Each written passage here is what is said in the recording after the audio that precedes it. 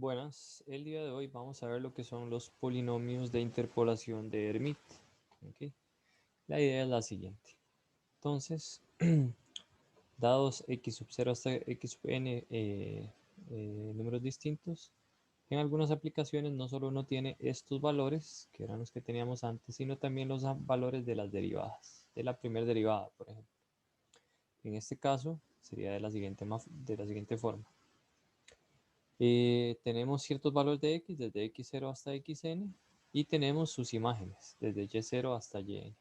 Entonces, nuestro objetivo es hallar un polinomio p que cumpla la interpolación común y silvestre, que era que los puntos coincidan, o que los puntos estén en el polinomio, en el gráfico del polinomio.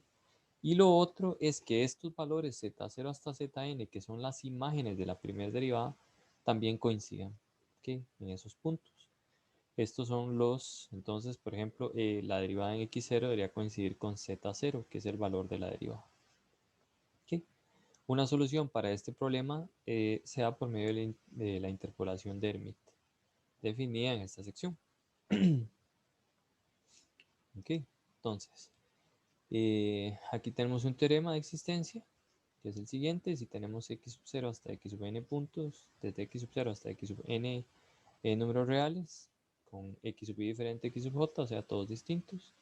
Además tenemos las imágenes y desde z0 hasta zn los valores de la derivada evaluada en esos valores de x. Entonces existe un único polinomio, solo que ojo, ahora es de grado 2n más 1, ¿okay?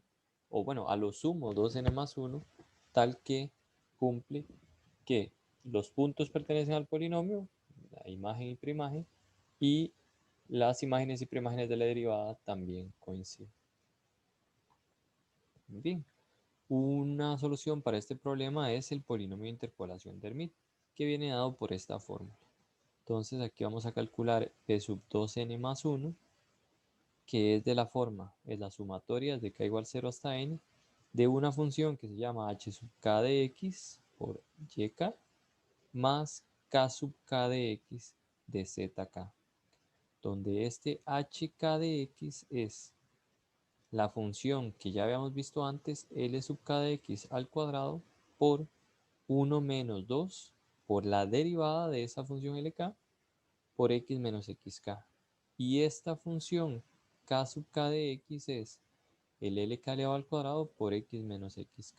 Ya vamos a ver un ejemplo de eso. ¿Okay?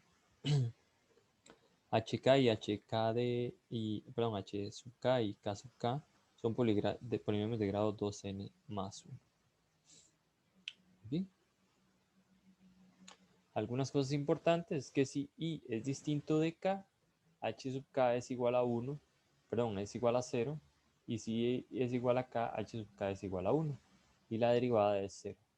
Mientras que k sub k de x es igual a 0 si es la función común y silvestre y su derivada me da 1 o 0 dependiendo de los valores de i y k. ¿Okay? Con eso, con esas propiedades, eso nos permite interpolar entonces de todos estos puntos, ¿okay? Tanto las imágenes de la función común y silvestre como de la derivada. Muy bien, algo importante es que al igual que el polinomio de Lagrange interpola los puntos dados, pero se puede ver que no se contradice la unicidad, porque el polinomio de Lagrange tenía que ser de grado menor o igual que n, y no necesariamente el polinomio de Hermite era de grado menor o igual que n, sino 2n más 1. ¿Okay? Bajo algunas condiciones particulares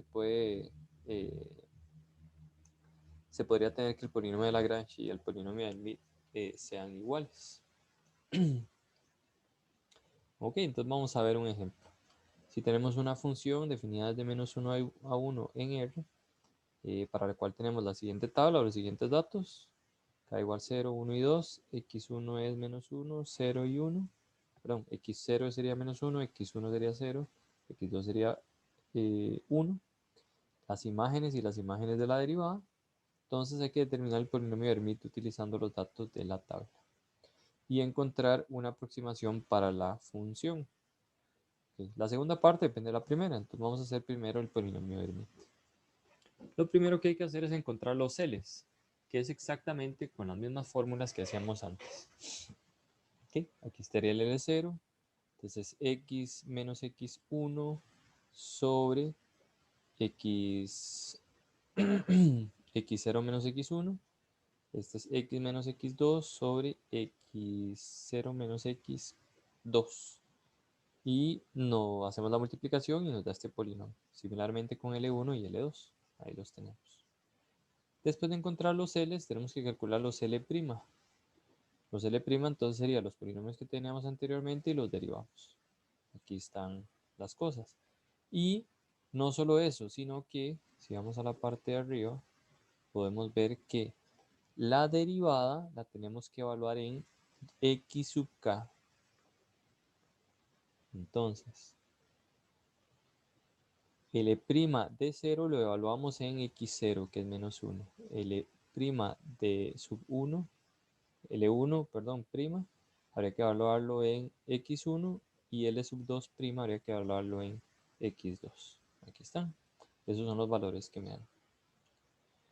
Luego, calculamos L0, L1 y L2 elevados al cuadrado, porque eso también es parte de la fórmula. Vean que este es un poco más tedioso todavía que el de Lagrange, de calcularlo. ¿Okay? Y después de eso, lo que hacemos es multiplicar y sumar de esta forma. Entonces, aquí lo tenemos, eso es lo que nos da esos polinomios al cuadrado. Y ahora sería calcular H0, H1, H2, K0, K1, K2.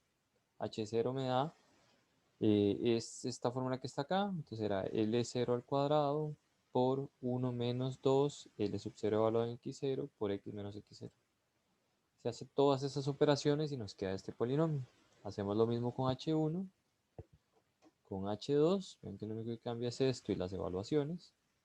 Luego con K0, que esta era la fórmula de K0, vean aquí arriba, vamos a devolvernos. Esta era la fórmula de K0, sería L sub 0 de X al cuadrado por X menos X0. Y así sucesivamente. ¿Okay? K1 y K2. Cuando ya tenemos todos esos polinomios, ahora lo que debemos hacer es multiplicar. En el caso de los h los multiplicamos por los y y los k los multiplicamos por los z. Hacemos toda la multiplicación de los polinomios, todas las sumas y restas. Ven que no es difícil, pero es un poco tedioso. Y nos da este polinomio. ¿Okay? Ese es p sub 5 de x. Recuerden que el polinomio es de la forma 2n más 1. En este caso tenemos 0, 1 y 2. Entonces el n es 2. 2 por 2, 4, más 1, 5. Por eso este queda de orden 5. ¿Listo? Entonces, dicho eso, gráficamente lo que pasa es lo siguiente. Bueno, este sería el polinomio este que está por acá. Y lo bueno es que como coinciden las derivadas, entonces las pendientes en esos puntos también van a ser iguales. Entonces eso ayuda a que la aproximación sea, por así decirlo, podría decirse que es un poco mejor. ¿Okay? O por lo menos la función se aproxima un poco más fiable a la función original. Muy bien. Por último, ¿cómo calculo una aproximación de f evaluado en un medio? Sería evaluando el polinomio de orden 5 en un medio. Me da 31 entre 16. Y listo. Eso es. Por ahí queda un ejercicio y vamos a ver también una cota para el error de este polinomio. En realidad es muy similar al que teníamos antes. La cosa es que ahora el m que antes teníamos que calcular va a diferir un poquito por el grado de la derivada. Pero entonces, si tenemos una función continua en un intervalo cerrado, tal que sus derivadas de orden 2n más 1 existen y son continuas, si el polinomio p sub 2n más 1 es un polinomio que interpola la función, como el de Hermite, entonces en los n más 1 valores distintos desde x0 hasta xn, entonces para todo x en ese intervalo existe un rabo de chancho o un numerito que depende de x en el intervalo abierto a, b, tal que nuestra función es el polinomio de interpolación más cierto error. ¿Okay? donde pi sub n más 1 de x es la misma función que teníamos antes. Pero entonces, ahora esto va a estar elevado al cuadrado. Aquí tenemos la fn más 2 derivada y 2n más 2 factorial. Muy bien. Como un teorema, entonces, o la continuación del teorema anterior, vamos a encontrar que una cota de ese error, del error que es f menos el polinomio, sería esto que está por acá, donde m sub 2n más 1 es el máximo de la derivada 2n más 2, ¿okay? En el intervalo a, b. Vamos a hacer un ejemplito. Considera la función logaritmo natural de x, p sub 3, el polinomio de interpolación de Hermite, para los nodos x0 igual a 1, x1 igual a 2. Determina una cota para el error del polinomio. ¿Okay? Entonces, como solo nos piden determinar la cota, no hay que calcular el polinomio, entonces sabemos que esto con p igual a 3 es menor o igual que m4 sobre 4 factorial por pi 4 de x al cuadrado. Pi sería x menos 1, x menos 2. Recuerden que esto tiene que ver con estos valores que están por acá. Muy bien, entonces hay que acotar tanto esta expresión como esta otra. El m4 ocupamos la cuarta derivada. ¿Okay? La cuarta derivada es menos 6 entre x a la 4. La ponemos en valor absoluto. ¿Okay? Nos da 6 entre x a la 4. Y en el intervalo 1,2, como x a la 4 es creciente, 6 entre x a la 4 sería decreciente. Entonces si evaluamos en el valor más chiquitito, ese sería el máximo. Entonces el máximo de esta función en este intervalo es 6 entre 1 a la 4, que es 6. Ahora vamos a intentar encontrar el máximo de esta función o de esta expresión, pi 4 de x al cuadrado. Hacemos el desarrollo de esas cosas al cuadrado, distribuimos y nos queda este polinomio. ¿Cómo encontrar el máximo de esto? Bueno, utilizando puntos críticos derivando y evaluando tanto los puntos críticos como los extremos del intervalo, pues estamos en un intervalo cerrado. Muy bien, calculamos la derivada, la igualamos a 0, factorizamos el polinomio y nos quedan estos puntos críticos. x1 igual 1, x2 igual 3 medios, bueno, x igual 1, x igual 3 medios, x igual 2. Son puntos críticos de esta función. Queremos encontrar un máximo para ello, o una cota superior. Evaluamos en los extremos y en los puntos críticos. Vamos a ver. Entonces recuerden que nuestro intervalo es 1,2. Entonces evaluamos en 1, evaluamos en 2, en el otro punto crítico intermedio. Y nos damos cuenta que el valor máximo sería 1 entre 16 en valor absoluto. Si mal no recuerdo, bueno, igual está al cuadrado, entonces está bien. Como está al cuadrado no hay ningún problema. Entonces da 1 entre 16.